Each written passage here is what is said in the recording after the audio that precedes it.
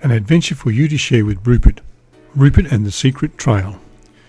You and Rupert take part in an exciting search with lots of puzzles to solve along the way. Rupert and the Secret Trail.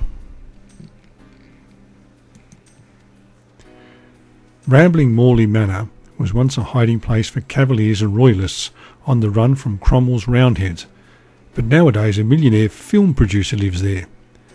Carry on to the next page. You and Rupert hope to catch a glimpse of him as your tour party is shown around, but the grumpy guide tells you he is not at home. Now turn to page 3. A folded sheet of paper flutters from the guide's pocket as he strides away. Rupert picks it up to return it, but the guide is busy talking to some people. I'll give it to him later, Rupert decides. He glances at the paper to see if it's important, and gasps in amazement. Carry on to the next page. It is a plan showing the secret passages in the old house that the Cavaliers used. Rupert sees where the entrance is marked. Let's see if we can find it, he breathes. Now turn to page 5. You follow him outside to the garden. Rupert glances at the plan again. The door is hidden along the side of the house near an old oak tree, he whispers. Carry on to the next page. Suddenly he stops and points. There's a big old tree by the corner, but I can't tell whether it's an oak or not. What do you think? Do you know what an oak tree looks like? If you think this old tree is an oak, turn to page 7. If you think it's another kind of tree, turn to page 9. You spend ages hunting for an entrance in the wall close to the old tree but find nothing. I don't think this can be the right tree, says Rupert at last. He's right. You've been searching near a willow tree, not an oak, and now it's almost time to go home. Carry on to the next page. Rupert finds the guide and gives him back the plan. The guide seems very relieved. I couldn't think where it had got to, he says frankly, and it's our only copy. He shakes you warmly by the hand and adds, we don't normally show the secret passages to the visitors, but you're welcome to explore them at any time, so please come back and search again whenever you wish. The end. You're right, it isn't an oak. In fact, it's a willow tree. Well done for knowing the difference. The old oak tree you are looking for is further along. Rupert gives you a shout when you spot it. Now we must find the secret entrance, he cries. Carry on to the next page. On the wall by the oak tree are some strange carvings and an odd message. If ye be both loyal and true, the Tudor rose will let ye through. Rupert peers at the carvings. One of these must look like a Tudor rose, he gasps, but I'm not sure which one it is. Can you tell? Do you know what a Tudor rose looks like? And can you spot the one carved here? If you think it is in the top row, turn to page 11. If you think it is in the bottom row, turn to page 13. You point to the design and Rupert gives it a firm press. Nothing seems to happen, so he tries to make it twist or pull out, but the result is the same. I don't think we've chosen the right one, he says at last, and now it's almost time to go home. Turn to page 8. Rupert fits the key into the padlock, but it won't turn, and when he tries to take it out, it gets jammed and won't budge. The little bear groans. I remember now, he says. This is the sort of key that fits our front door at home. It's called a Yale key, and it won't undo a padlock. Sadly, you make your way back to the garden. Now turn to page 8. You point to the last carving in the row, and Rupert gives it a gentle push. There is a creak from within, and a section of the wall swings open to reveal a maze of dusty passages. Rupert reaches in his hold-all for a torch. Let's see where they lead, he says excitedly.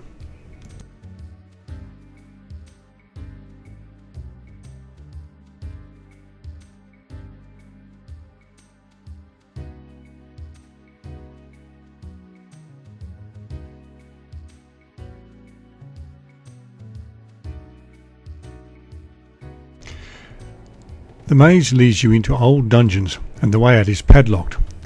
Rupert breathes a sigh of relief when he spots 2 keys hanging up. One of these should fit the lock, he cries. Carry on to the next page. Rupert's right, but can you tell which key to use? Look at them carefully before you decide. If you choose the one with the round top, turn to page 19. If you think the key with the square top fits the lock, turn to page 12. Rupert tries the key in the padlock and click! It springs open. Well done for choosing the right one, grins the little bear delightedly. Was it a lucky guess, or did you know the other key is made for a different kind of lock altogether? It's called a Yale key, and it fits the sort of lock you probably have on your front door at home. Carry on to the next page. You race out of the dungeons and up a flight of stone steps, but the way is blocked by a massive iron portcullis. Now turn to page 22.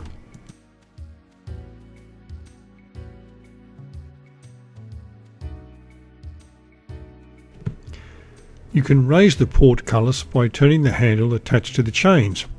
But which way? If you think the portcullis will go up by turning the handle this way, go to page 25.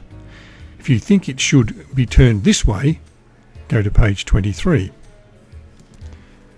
The chains rattle and creak as Rupert turns the handle. Then very slowly the portcullis starts to go up.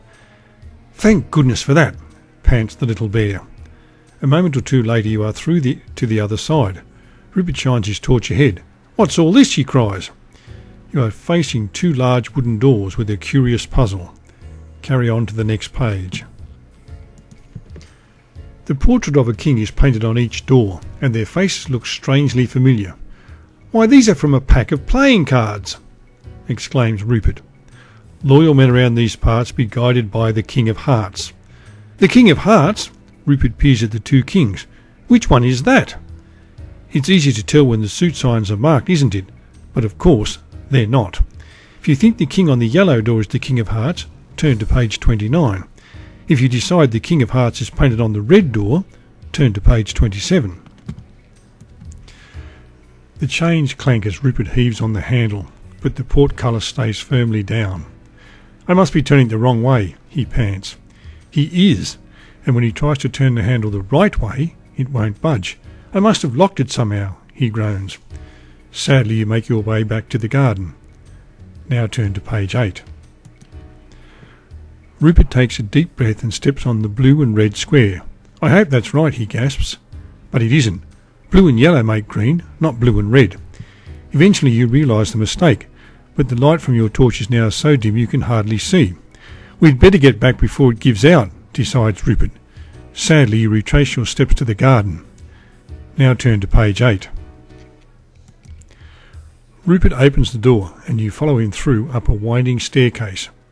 I hope this is the right way, says the little bear anxiously. Don't worry, it is. Full marks for choosing the right king. The stairs lead you to a landing hung with pictures, but it seems like a dead end. Rupert looks disappointed. Then on the floor he spots two curiously coloured squares and another strange rhyme. Carry on to the next page. The way ahead is clearly seen, if you can find a square turned green. Rupert looks puzzled. But there isn't a green square, he cries. Then a thought strikes him. Perhaps one of the squares would turn green if the colours on it were mixed. What do you think? Rupert's on the right track, but which square has the right colours to make green? If you think red and blue make green, turn to page 26. If you think blue and yellow would be the right mixture, turn to page 30. Rupert opens the door and you follow him along a winding corridor. I hope this is the right way, mutters the little bear. But it isn't. The picture you chose is the King of Diamonds, not Hearts. The passage leads you back to the secret entrance by the oak tree. And now it's almost time to go home, Rupert groans. Turn to page 8. Rupert steps on the blue and yellow square, and a huge portrait swings out from the wall to reveal a secret room behind. It is a brightly lit office, and seated at a desk is the millionaire film producer. Come in, he smiles. You're just in time for tea. For once, you and Rupert are lost for words. You watch weakly as he pours out 3 cups of freshly brewed tea from a silver teapot and tells you to help yourself to some cherry cake. Now turn to page 31. Then he explains, This is the secret office where I do all my work. Very few people know about it. When the guide told me he had mislaid the plan and also that the two of you were missing, I guessed you would find your way here. We won't tell anyone where it is, promises Rupert, finding his voice at last. Then he thanks him for the exciting time you've had. I hope your friend enjoyed it too, says the producer. Did you? If you did, you can join Rupert on more adventures like this. The other titles in this exciting stories are shown on the back cover.